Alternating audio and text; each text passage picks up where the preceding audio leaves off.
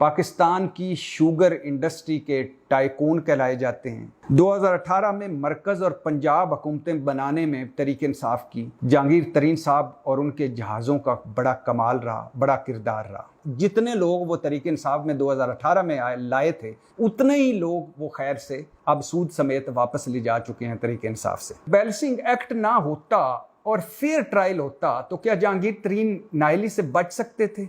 नहीं बच सकते थे। डॉक्टर रिजवान, जिन्होंने शुगर इन्वेस्टिगेशन की थी, कमीशन को हेड किया था, 98 शुगर मिलों का ऑडिट करने के बाद मैं इस नतीजे पर पहुंचा कि इन शुगर मिल के जो करता धरता है, इनको जिंदा रहने का कोई हक नहीं। जी अस्सलाम वालेकुम रहमतुल्लाहि व बरकातहू। जहांगीर तरीन साहब इस वक्त बड़े अहम हो चुके हैं। इस्तेकाम पाकिस्तान पार्टी के सरबराह हैं वो, नई पार्टी जिसका भी मंशूर बनना है और जिसमें पुराने और नए पाकिस्तान वाले शामिल हैं और जो हकीकी पाकिस्तान आप बनाएंगे।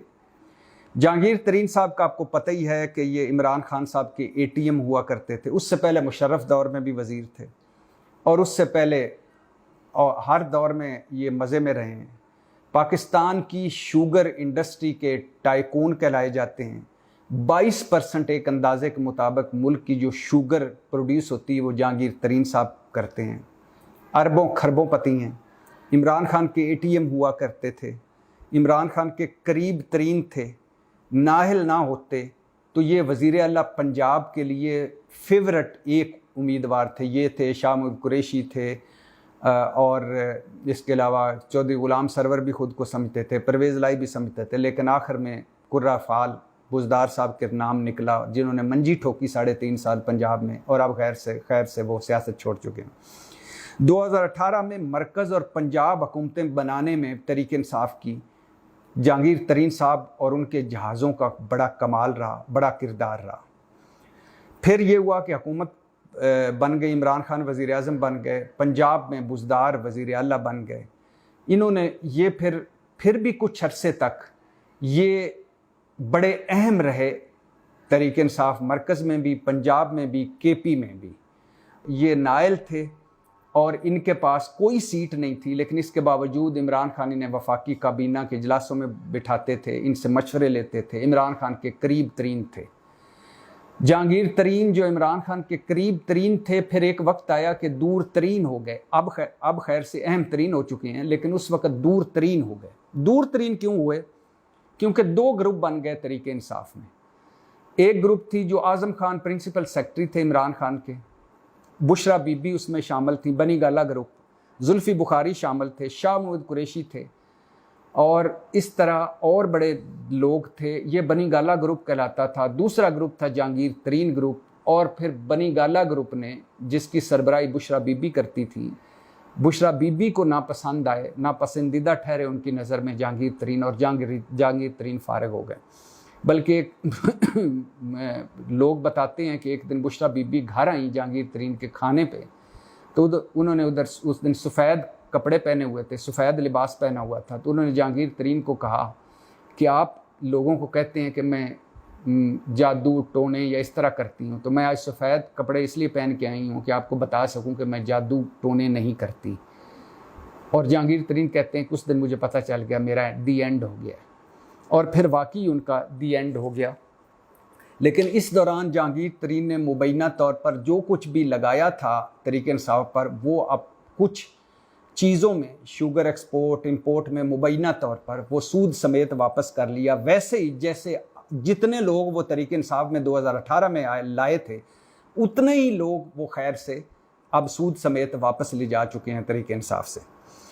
अच्छा, शुगर कमीशन रिपोर्ट आई जब जहांगीर तरीन साहब दूर हुए इमरान खान से, तो शुगर कमीशन रिपोर्ट आ गई। इनमें इनके मुबैना घपले, फ्रॉड सामने आए, तो इन्होंने एक फॉरवर्ड ब्लॉक बना लिया और फिर मुबैना अपनी ब्लैक मेलिंग से ये इमरान खान के उस मुकदमे तो दर्ज हुए, लेकिन गिरफ्तारियों और अगले जेलों हवालातों से बच गए।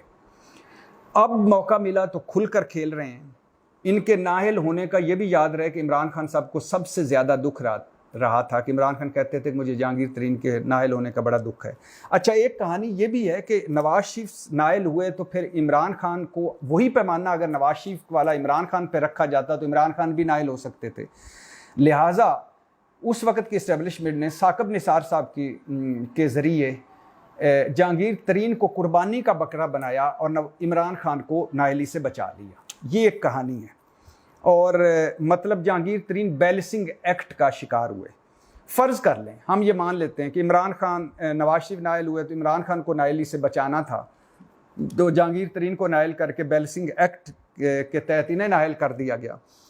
अगर बैलेंसिंग एक्ट ना होता और फेयर ट्रायल होता तो क्या जहांगीर तरीन नाअहली से बच सकते थे? नहीं बच सकते थे। क्यों? मैं आपको इसका एक मुख्तसर सा खाका बताता हूँ कि इनकी केस चला साकिब निसार की सरबराही में 3 रुकनी बेंच में सुप्रीम कोर्ट में। हनीफ अब्बासी साहब जो मुस्लिम लीगी हैं, रावलपिंडी के हैं, उन्होंने इमरान खान और जहांगीर तरीन के ख़िलाफ़ दरख्वास्त गुजार वो थे और उन्होंने जहांगीर तरीन साहब के हवाले से कहा कि उन पर 4 इल्ज़ामात लगाए और उन 4 इल्ज़ामात लगाने के बाद दरख्वास्त दी सुप्रीम कोर्ट में कि इनको नाअहल किया जाए। अब पहला इल्ज़ाम क्या था? पहला इल्ज़ाम हनीफ अब्बासी साहब के बकौल जहांगीर तरीन खुलेआम तस्लीम करते हैं कि बरतानिया में बच्चों का कारोबार है और एक ऑफशोर कंपनी है, और ये थी।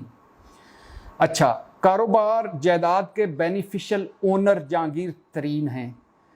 लेकिन जहांगीर तरीन साहब ने इन असासों को टैक्स गोशवारों में भी ज़ाहिर नहीं किया और इलेक्शन गोशवारों में भी ज़ाहिर नहीं किया, तो लिहाजा इन्हें नाअहल किया जाए। ये पहला इल्ज़ाम था। इसके जवाब में अदालती फैसला था कि आपकी एक जो ऑफशोर कंपनी है शाइनी व्यू लिमिटेड, जो जहांगीर तरीन साहब आपने खुद कायम की, अदालत कह रही है, ये कंपनी लंदन में 12 एकड़ में पर मबनी हाइड हाउस की मालिक है।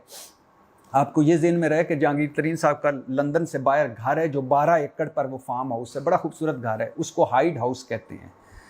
तो खैर से जहांगीर तरीन साहब को अदालत ने कहा कि आपकी एक ऑफशोर कंपनी निकली है और ये कंपनी लंदन में 12 एकड़ पर मबनी हाइड हाउस की मालिक है।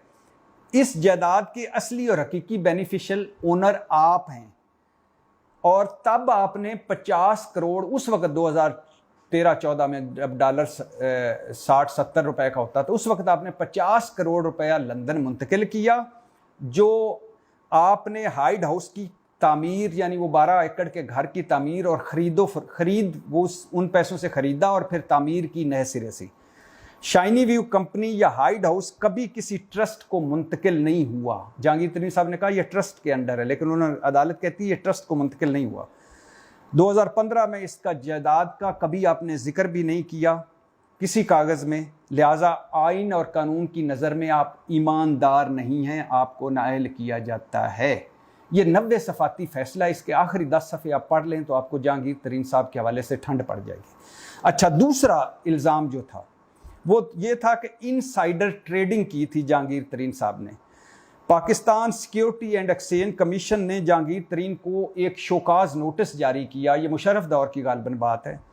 इल्ज़ाम यह था कि जहांगीर तरीन ने JW शुगर मिल्स लिमिटेड के डायरेक्टर के तौर पे इनके इल्म में था कि इस कंपनी ने यूनाइटेड शुगर मिल के अक्सरियती हिस्से खरीदने हैं, लिहाजा इन्होंने पहले उन शेयर्स की मालूमात ली, खुफिया तौर पर हसास तरीके से अंदरूनी मामलात की बुनियाद पर, फिर यूनाइटेड शुगर्स के मिल्स के हिस्से जो थे, शेयर्स थे, अपने ड्राइवर और बावर्ची के नाम पर चोरी छुपे खरीद कर कानून की खिलाफ वर्जी की।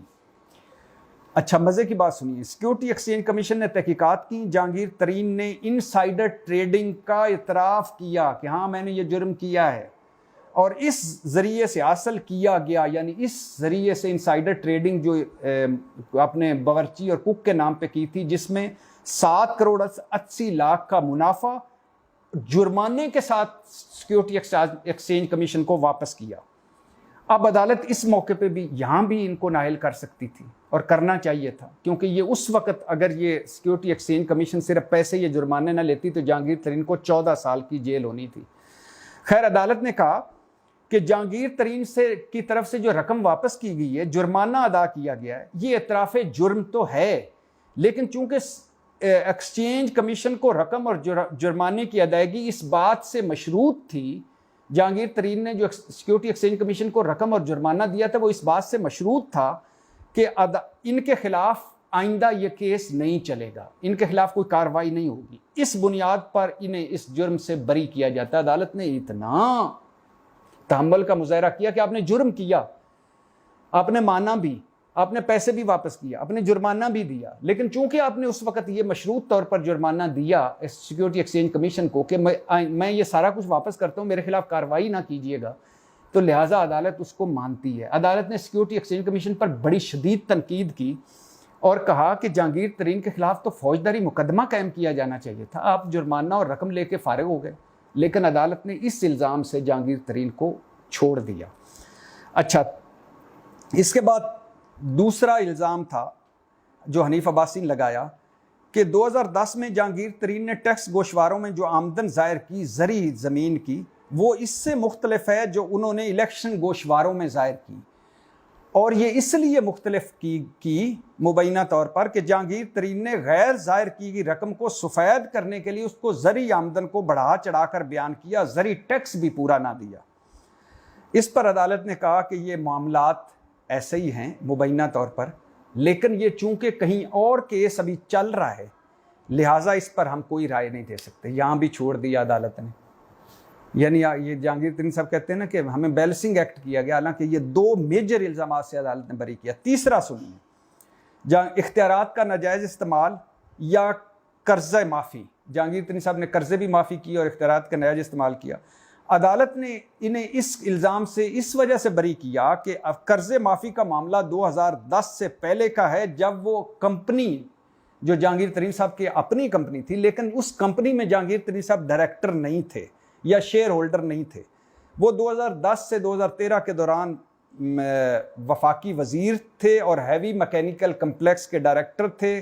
कंपनी की कर्ज़ों की माफ़ी इनके ज़िम्मे नहीं आती। अब आप सोचिए कि मैं एक वज़ीर हूँ, सियासतदान हूँ, बड़ा आदमी हूँ, मेरी एक मिल हो, शुगर मिल हो, कुछ और मिल हो, इन टेक्सटाइल की मिल हो, स्पोर्ट्स की मिल हो। अब उस शुगर मिल को अगर कोई कर्ज़ा मिल रहा है या कर्ज़ा वो माफ़ करा रही है, तो क्या वो खुद ब खुद हो रहा है? ज़ाहिर है मेरे नाम की वजह से हो रहा होगा। लेकिन चूंकि जहांगीर तरीन साहब उस वक़्त कागज़ों में उसके कोई ना डायरेक्टर थे ना उसके शेयर होल्डर थे, लिहाजा इस वजह से इससे बच गए। फिर जब इमरान खान दौर में शुगर कमीशन रिपोर्ट आई, आपको ये भी बताता चलूँ कि डॉक्टर रिजवान जो हार्ट अटैक से, जिन्होंने शुगर इन्वेस्टिगेशन की थी, कमीशन को हेड किया था, और जो बाद में हार्ट अटैक से पुलिस अफसर थे, वो जो FIA में थे डायरेक्टर, जो इसके हेड थे शुगर कमीशन की इंक्वायरी, तो उन्होंने उनसे एक मरतबा एक दोस्त ने पूछा उनके कि आपने 98 शुगर मिलों का ऑडिट किया है, आप किस नतीजे पर पहुँचे? तो उन्होंने एक बड़ा सख्त लफ्ज़ बोला, उन्होंने कहा इन 98 शुगर मिलों का ऑडिट करने के बाद मैं इस नतीजे पर पहुँचा हूँ कि इन शुगर मिल के जो करता धरता है, इनको ज़िंदा रहने का कोई हक़ नहीं। ये सख्त लफ्ज़ था। अल्लाह सारों को लंबी ज़िंदगी दे, हिफ्ज़ अमान में रखे। लेकिन उनके कहने का मकसद, वो इतने दुखी थे कि ये इतने टैक्स चोर हैं मुबैना तौर पर, इतने फ्रॉड करते हैं, इतना सारा कुछ करते हैं कि यार ये मुल्क के साथ ये सिंसियर ही नहीं है। अच्छा, इल्ज़ाम ये था जहांगीर तरीन और इनके बेटे पर इस शुगर कमीशन में कि उन्होंने मुबैना तौर पर एक गैर मुल्की कंपनी में 3 अरब से ज़्यादा के हिस्से, शेयर्स जो हैं वो गैर कानूनी तौर पर मुंतकिल किए और ये मनी लॉन्ड्रिंग की। फिर शेयर्स जहांगीर तरीन की कंपनी से मुबैना तौर पर JWD से गैर मुल्की कंपनी को मुंतकिल किए गए। शुगर मिलों को फिर इस शुगर कमीशन में शुगर मिलों को जो सब्सिडी दी गई, जिस तरह उन्होंने इंपोर्ट की, जिस तरह एक्सपोर्ट की, वो सारे मामलात भी थे। और फिर एक इल्ज़ाम ये भी था कि 2013-14 में JK फार्मिंग जो जहांगीर तरीन साहब की कंपनी के शेयर्स हैं, वो धोखाधड़ी और फ्रॉड से ख़रीदे गए। और इस तरह के शुगर कमीशन रिपोर्ट आप पढ़ लीजिएगा, अभी भी मौजूद है। इमरान खान के दौर में ये शुगर कमीशन रिपोर्ट हुई, जिसमें साईं उस्मान बुज़दार, खुसरू बख्तियार, जहांगीर तरीन और ये सारे जो शरीफ जरदारी साहब की ओमनी शुगर मिलें, सारे के सारे एक्सपोज हुए थे और वो भी इन पे इल्ज़ाम है। लेकिन इसके बावजूद अगर आप कहते हैं कि जहांगीर तरीन साहब को बैल सिंह एक्ट के तहत नायल किया गया और वो नायल नहीं हो सकते थे, तो ये गलत है। जहांगीर तरीन साहब को तो 3-4 इल्ज़ामात में अदालत ने छोड़ दिया, सर्टिफिकेट दे दिया, ले एक में इल्ज़ाम में उन्हें नायल किया और वो अभी भी हाइड पार्क मौजूद है, हाइड हाउस मौजूद है उनका, अभी भी वो केस मौजूद है उनका, अभी भी वो 90 सफ़ाती फैसला मौजूद है। आप वो पढ़ लें, आपको ठंड पड़ जाएगी। लेकिन हमारे यहाँ चूँकि तबका अशराफिया, इलीट, ताकतवर, ये मुल्क ताकतवर का है, ये पैसे वालों का है, लिहाजा हर 5 साल बाद एक धड़े पे इल्ज़ाम लगाते हैं और अगले 5 साल बाद उसको ड्राई क्लीन से साफ़ करके पेश कर दिया जाता है और दूसरों पे लग जाते हैं, फिर दूसरे 5 साल बाद साफ़ हो जाते हैं और तीसरों पे इसी में 75 साल से इस मुल्क को गिद्धों और चीलों ने नोच नोच के इस हाल तक पहुंचा दिया है कि आज जो बच्चे पैदा नहीं हुए उनका भी हम एडवांस कर्जा पकड़ चुके हैं। पाकिस्तान जिंदाबाद।